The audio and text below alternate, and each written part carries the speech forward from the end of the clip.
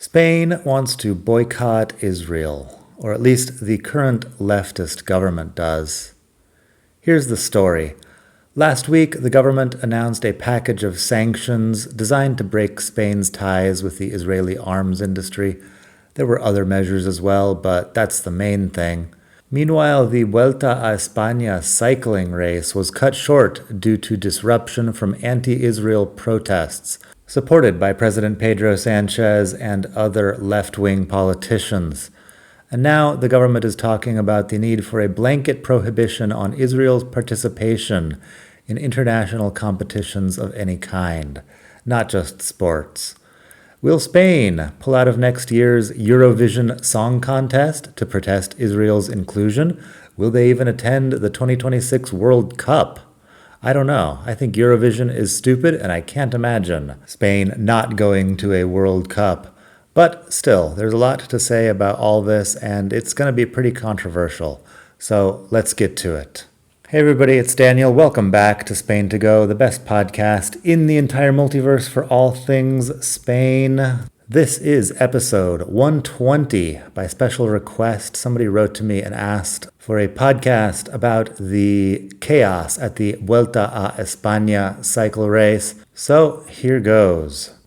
A few months ago, I did an episode called 15 Million Bullets about the scandal that resulted when it turned out that the Spanish government was buying ammo from Israeli suppliers. Since then, it seems like a new scandal has dropped every week, and that one is old news.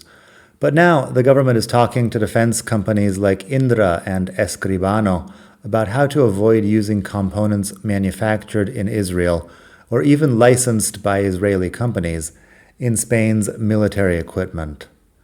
All this is in the context of NATO's rearming, which Spain is also resisting for ideological reasons, and possibly because there are several buffer countries between here and anyone dangerous. Anyway, those mobile rocket launchers I talked about in the previous episode seem to be one of the things they will have to source elsewhere. But there are also the radio systems used by military vehicles, components in fighter planes, and more. Other companies like Lockheed Martin over in the US make similar products, so it looks like Spain is going to take its business to someone else. Meanwhile, in the world of sport, the Vuelta a España bike race, which finished a few days ago, ended in chaos.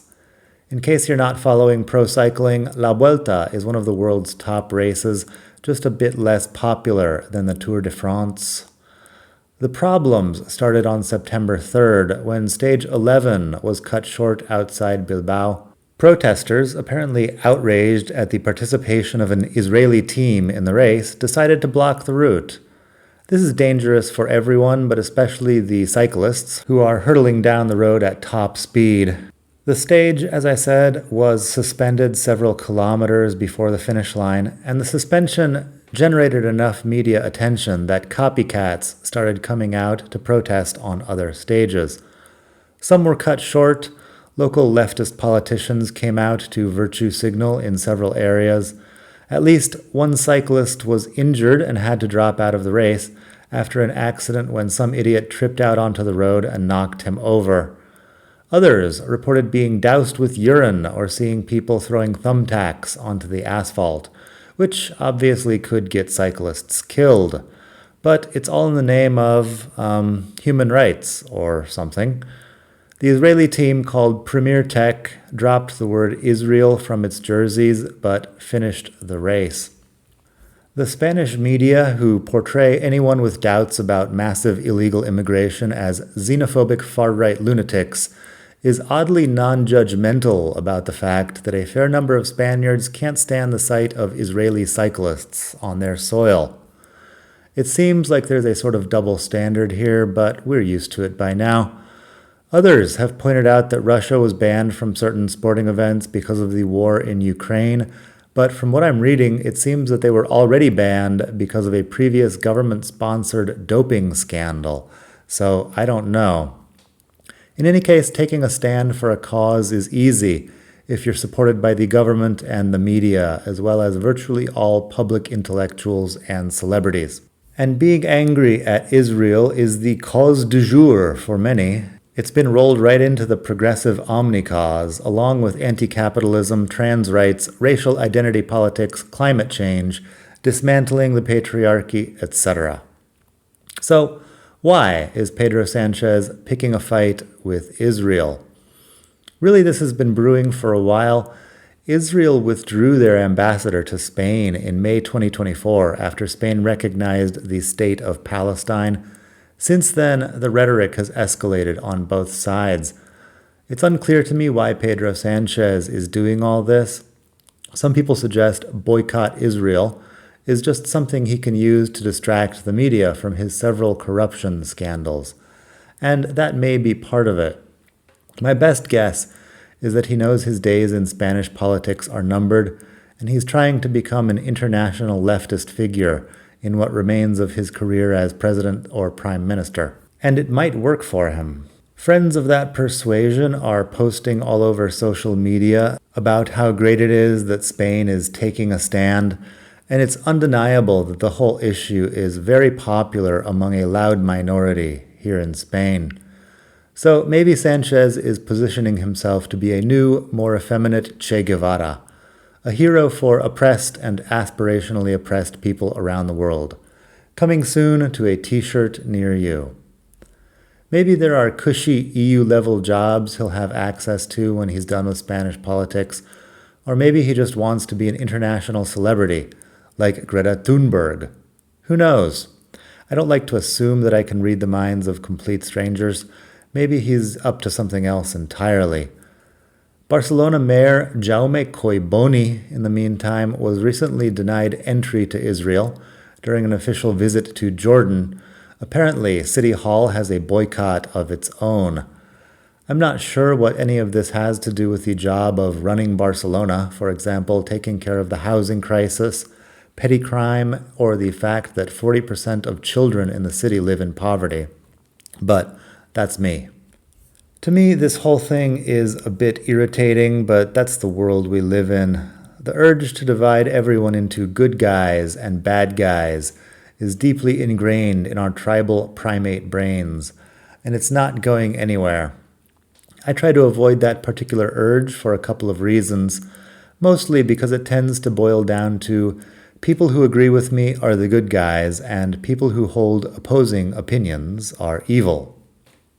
As I tried to get across in my article about beliefs and identity performance, that's also a podcast episode from a few weeks ago, Performing for the Algorithm, I call it, episode 117, if you would like to have a listen over there. Anyway, as I described there, I am pretty suspicious of people's stated opinions, and I definitely don't think that having opinions or repeating certain slogans make you a good person. Most people are just repeating what's popular within their social group. They're not thinking deeply about the issues. They just want to be liked. So for now, every coffee shop, sports team, and social media influencer feels the need to express an opinion about geopolitics and the other issues within the omni-cause. Does your matcha latte support Gaza? Because mine does. Also, it's oat milk. Better for the environment. But it's easy to achieve moral clarity about issues that don't affect you in any way. Even better if those issues are thousands of miles from where you live. And protesting? Well, I can't think of anything easier than standing around yelling about how other people need to change. And I'm saying this as a person who went to more than one protest in my youth. So, has utopia been achieved here in Spain? Not quite yet. The Vuelta a España ended last Sunday and was cut short before its final sprint through Madrid. There was no public podium ceremony, but there was a riot on Gran Via, in which 2 people were arrested and 22 police officers were injured. What boycotting a cycle race has to do with global geopolitics is a mystery to me. In a similar vein, the other day I read that Radiohead is planning a series of concerts in Madrid, but that some fans are planning to boycott those as well because guitarist Johnny Greenwood played a concert in Tel Aviv in 2024. He's also married to an Israeli woman, and has been known to collaborate with Israeli artists as well as musicians from around the Middle East. Gasp. Because of all this, activists have demanded that the group convincingly distance itself from Greenwood's actions. Vocalist Tom York, best known for singing depressing songs about alienation in a high-tech dystopia, is now releasing lengthy statements on Instagram condemning both Benjamin Netanyahu's government and Hamas, as one does. At the time of this recording, the patriarchy had not yet been dismantled. Lady Gaga could not be reached for comment. And that is about all I've got for today. I hope you enjoyed this episode. Thank you very much to the fan of this podcast who wrote in asking me about the Vuelta a España boycott. I really wanted to avoid this topic for as long as possible, but it has become relevant here in Spain, and I try to talk about the things that are relevant here in Spain, so thank you. A little linguistic note before we end. I learned, among other things, that the Spanish word boicotear has a different nuance than the English word boycott. In English, we're just refusing to buy a product or attend an event because of some moral principle when we boycott something. In Spanish, boicotear implies that you are stopping the event from happening. So the boycott of the Vuelta a España is not because people were just refusing to watch the event. It's because they were actually trying to prevent the cyclists from doing their job of cycling. Anyway, I use the English word boycott in most cases here. Sorry for any inconvenience. If you would like to support this podcast, go to expatmadrid.com/donate. You can send some money my way. I will use it to support my lifestyle, which involves paying my mortgage, buying coffee, and going to the gym. I'm not going to start posting on Instagram, pictures of me sitting on the hood of a Lamborghini or anything. Anyway, expatmadrid.com/donate. Pick an amount that works for you. Send it along. Thank you very much for your support. You can also follow me on Instagram. Just look for my name there, Daniel Welsh. I am all over Daniel Welsh on Instagram and other social media. You can probably find me. One last disclaimer here. This is full disclosure time. I probably had a Che Guevara t-shirt when I was younger. I can't remember, but I think I did. I definitely had one with Kurt Cobain on it and one with Lenin, not the Beatle, but the Russian revolutionary. In other words, I used to own some of the leftist accessories. I used to go to the protest, and I used to share most of the opinions. But over the last several years, I've become annoyed by the increasingly off-putting behavior of people who loudly claim to be the good guys. Just food for thought if your idea of politics involves insulting people who believe slightly different things than you do. It might eventually backfire. Anyway, that is the episode for today. Thank you very much for listening. Like this podcast, subscribe.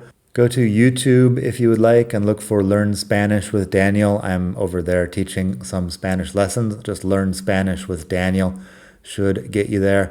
Thank you once again for listening from the beautiful city of Barcelona. Hasta la próxima. Bye.